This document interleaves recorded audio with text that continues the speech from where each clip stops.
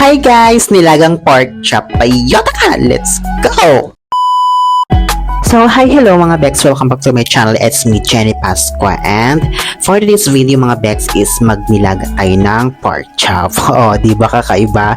Nang iba din adobo niyan. Pero sa akin, nilalaga ko siya by God. So, ayan guys, i-ready natin yung ating patatas at yung ating sibuyas guys. Is hiwa-hiwain din natin siya kasi ilalaga nga natin siya by God. So, ayan guys, pagkatapos niyan is syempre hiwa-hiwain natin yung ating Baguio beans bayot instead of sitaw. Baguio beans bayot ka. O, kailan kayo nakakita ng ganyang nilaga bayot na Baguio beans ang ginawang sitaw by God. So, ayan guys, na mahiwa-hiwain siya sa gitna para maging sitaw lang siya.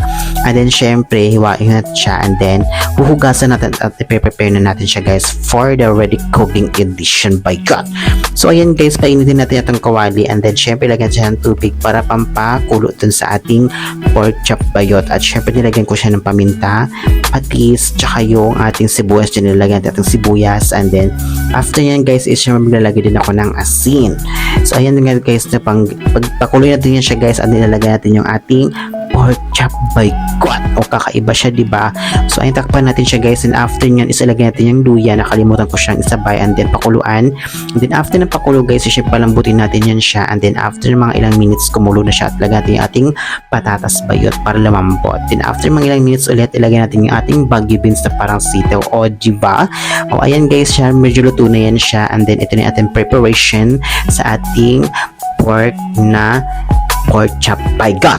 So, ayan guys, no, ayan, ready na natin siya. And then, syempre, set aside na natin yan para ready to eat na tayo ngayon for today's video. So, ayan guys, natin preparation at kakain na tayo dyan. At naghanda ako ng ating bagoong na ngisi-ngisi by God.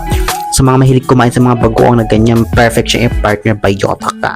So, ayun, kakain na tayo guys at sana mag-enjoy ka sa panonood at huwag niyong kalimutang i-like at i-share ang aking video at huwag niyong kalimutang i-hit ang notification bell para mag-update kayo bayot sa aking mga video. So, ayan guys, happy evening sa inyong lahat. Sana nag-enjoy kayo at panoorin niyo sana aking video hanggang dulo. And thank you so much and goodbye.